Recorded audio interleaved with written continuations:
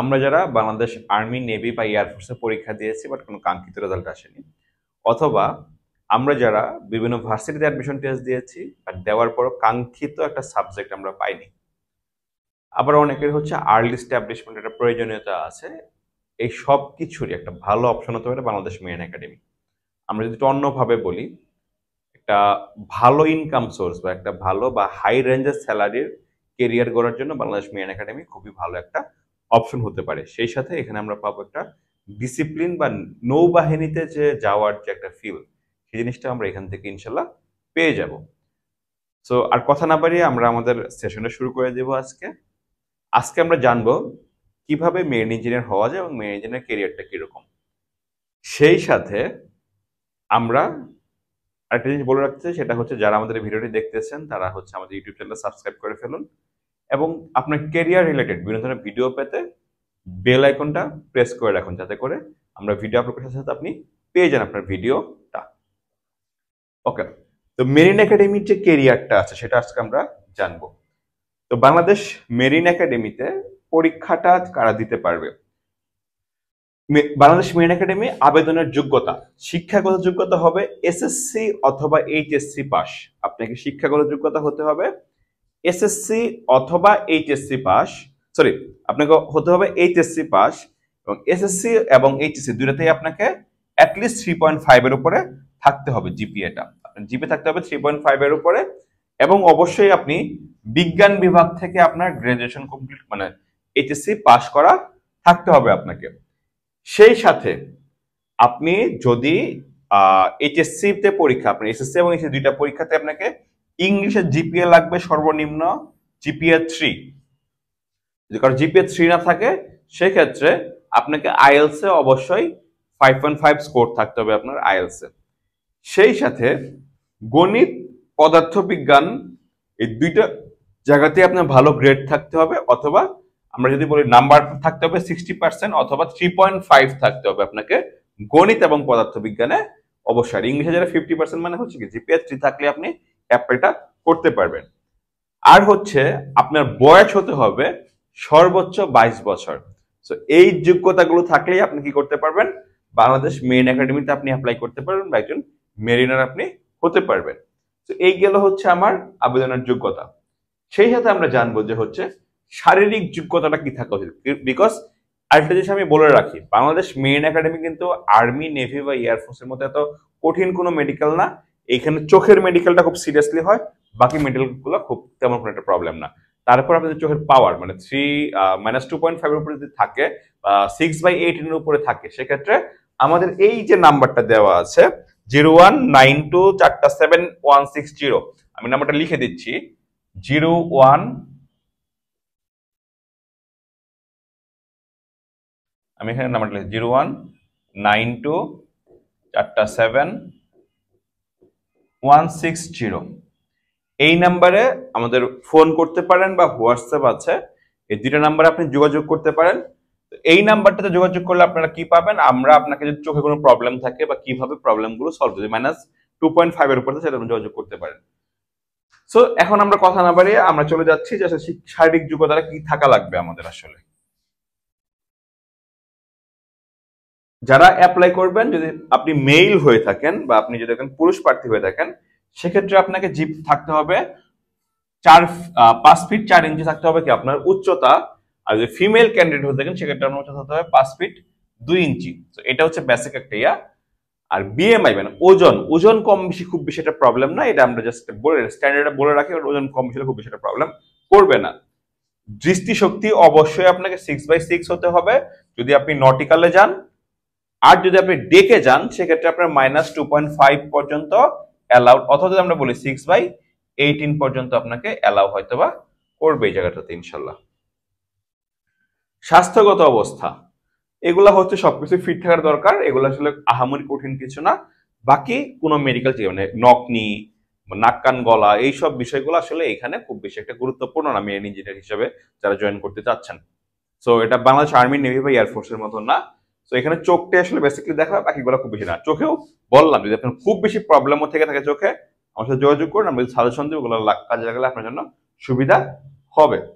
এইবার তাহলে জানবো যে তাহলে আমি যে এইচএসসি পরীক্ষার পরে যে রিটেন পরীক্ষাটা দিব, পরীক্ষা দিলে আমি কি হয়, আমার হচ্ছে বাংলাদেশ মেরিন একাডেমিতে টোটাল একাডেমি আছে কয়টা, 6টা। বাংলাদেশ মেরিন একাডেমি টোটাল সরকারি মেরিন একাডেমি আছে 6টা। অনেকেই কোশ্চেন করে যে বাংলাদেশ মেরিন একাডেমিতে আপনার হচ্ছে যে ইয়ারটা মানে কেরিয়ারটা কিরকম, বাংলাদেশ মেরিন একাডেমি কেরিয়ারটা অনেকেই কোশ্চেনটা করে থাকেন আমাদেরকে।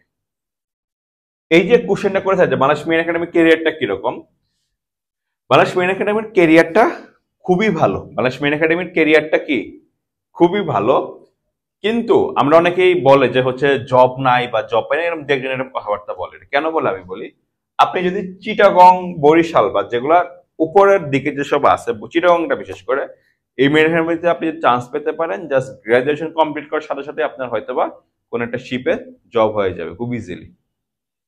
ঠিক আছে, সো এবং জবটা হয় আলটিমেটলি আপনার কত, জবটাও হচ্ছে আপনার স্যালারিটা স্টার্টিং হয় ভেরি বিগ স্যালারি।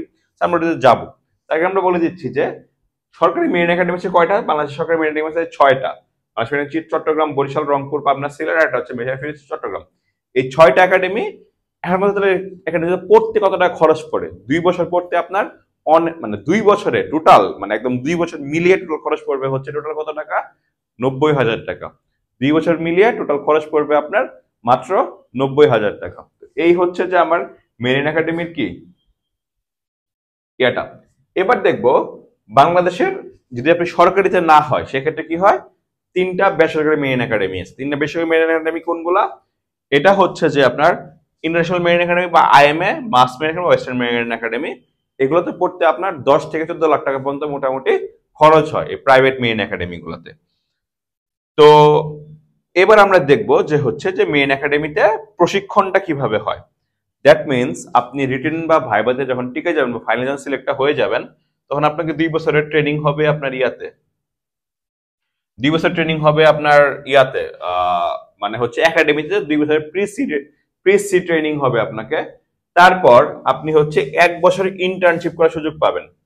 1 বছর আপনাকে সি সার্ভিসে ইন্টার্নশিপ করবে, ইন্টার্নশিপের সময় আপনি কিছুটা স্যালারিও পাবেন। ইন্টার্নশিপ করার পরে তারপর সি সার্টিফিকেটও কমপ্লিমেন্টারি, মানে হচ্ছে আপনি যখন মেরিন একাডেমিতে ভর্তি হবেন তখন বঙ্গবন্ধু মেরিটাইম একাডেমির আন্ডারে আপনাকে একটা বিএসসি দেওয়া হবে বা বিএসসি ইঞ্জিনিয়ারিং একটা ডিগ্রি দেওয়া হবে। সো আমরা জানি যে বিএসসি ইঞ্জিনিয়ারিং এ 25 বছর সময় 4 বছর সময় লাগে। সো আপনি কি করবেন, 2 বছর প্রি ট্রেনিং শেষ করেই আপনি শিপে উঠে যাবেন ফর দ্য কি ইন্টার্নশিপ। এটা শেষ করার পর তারপর হচ্ছে ওইখান থেকে আপনি পড়ালেখাটা কন্টিনিউ করতে থাকবেন এবং লাস্টে সার্টিফিকেট অফ কম্পিটেন্সিটা শেষ করলে আপনি কি করতে পারবেন, আপনার বিএসসিটা কমপ্লিট হয়ে যাবে। এবং বিএসসি কমপ্লিট করতে পারলে আপনি বিএসসি একটা ডিগ্রিও পেয়ে গেলেন। এই বিএসসি ডিগ্রিটা করার সময় আপনি অনেকে শিপে থাকতে পারেন, অথবা আপনি শিপে থেকে ওটার পাশাপাশি করতে পারেন। তাহলে শিপে থাকার ওই সময় একটু পড়ালেখা করতে হয়, কারণ কি করে এই বছরটাতে কি করে অনেকেই হচ্ছে জবটা হয়তো অনেকে কি করে না, অনেকে জবটা কন্টিনিউ করে না, অনেকে জবটা কন্টিনিউ করে।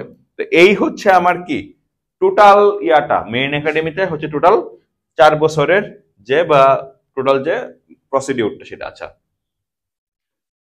তো জব অপরচুনিটিটা কিরকম, জব অপরচুনিটি হচ্ছে বাংলাদেশ মেরিন একাডেমিতে আপনি শেষ করার সাথে সাথেই আপনি চিফ ইঞ্জিনিয়ার পদে জয়েন করতে পারেন। মানে স্টার্টিং তে শুরু হবে, স্টার্টিং এ স্যালারিটা শুরু হয় আপনার মোটামুটি যদি বাংলাদেশের টাকায় প্রায় 1.5 লাখ টাকা বা 1,25,000 বা হচ্ছে 1.5 লাখ টাকা থেকে শুরু হয়, 100 এত কে থেকে শুরু হয়। আর চিফ ইঞ্জিনিয়ার পর্যন্ত আপনি আস্তে আস্তে প্রমোশন পেতে যখন চিফ ইঞ্জিনিয়ার চলে যাবেন সেক্ষেত্রে আপনার 1500 কে বা 15 লাখ টাকা হচ্ছে আপনার স্যালারি হবে। শিপগুলা বাংলাদেশের দেশেই বা বিদেশি বিভিন্ন শিপে হচ্ছে চাকরি হয় মানুষ, আর হচ্ছে মানে দেশে বিদেশে চাকরি হয়, আবার হচ্ছে ধরেন বিভিন্ন ক্রুজ শিপ, অয়েল ট্যাঙ্কার এসব চাকরিটা হয় গ্রাজুয়েশন কমপ্লিট করার পর মেরিন একাডেমিতে শেষ করার পরে। এই হচ্ছে মেরিন একাডেমির হচ্ছে আপনার চাকরির প্রস্তুতি। আচ্ছা, এবার জানবো যে তাহলে বাংলাদেশ মেরিন একাডেমিতে আমি চান্সটা কিভাবে পাবো। চান্সটা পাওয়ার জন্য আমাকে 5টা বিষয়ের উপর রিটেন পরীক্ষা হয় শুরুতে। বাংলা, ইংরেজি, গণিত, পদার্থবিজ্ঞান, তারপর সাধারণ জ্ঞান, 5টা টপিকের উপর কি হয় আমার রিটেন পরীক্ষা হয়। রিটেন পরীক্ষা টিকার পর আমাকে কি হবে, মেডিকেল এবং ভাইবা হবে, সরি মেডিকেল পরীক্ষা হবে। তারপর শারীরিক যোগ্যতা, মেডিকেল পরীক্ষা আমি বললাম কি কি হয়। তারপর শারীরিক যোগ্যতাটা পরীক্ষা হয়, সুইমিং হয় আর কিছু যোগ্যতা হয়, সবাই পারে। সুইমিংটা মানে বেসিক সুইমিং জানা থাকলেই হয়, না থাকলেও আপনি একটা কোর্স মানে একটু প্রিপারেশন নিতে পারেন, 10 থেকে 15 দিন সুইমিং করলেই বেসিক সুইমিংটা শিখে যাবেন। লাস্টে কি আসে আমার, লাস্টে আসে হচ্ছে যে আমার ভাইবাটা, সো ভাইবা হয় 20 মার্কে। তো আমরা পুরো রিটেন প্রসিডিউর আরেকদিন কোনো একদিন আমরা হয়তো বা আরেকটা কোনো সেশনে আমরা কথা বলবো। তো এইখানে আমরা জিনিস বলে রাখি, সেটা হচ্ছে মেরিনের জব অপরচুনিটি অনেক ভালো, বাট আপনাকে একটা ভালো মেরিন একাডেমি বা গভর্নমেন্ট মেরিন একাডেমিতে পড়তে হবে, সেই সাথে আপনাকে কি করতে হবে, ভালো রেজাল্ট নিয়ে বের হতে হবে। সেই সাথে যারা আপনাদের বাংলাদেশ মেরিন একাডেমি যারা যুক্ত হতে যাচ্ছেন বা বাংলাদেশ মেরিন একাডেমি কেরিয়ার করতে যাচ্ছেন, এই যে হোয়াটসঅ্যাপ নাম্বারটা 0192477160, এই নাম্বারে আমাদেরকে ইনবক্স করতে পারেন। আমাদের মেরিন ইঞ্জিনিয়ারিং এ ঢোকার বা জয়নিং এর যে কোর্সটা আছে, কোর্স চলমান আছে, যারা আগ্রহী দ্রুত ইনবক্স করে ফেলুন। ধন্যবাদ।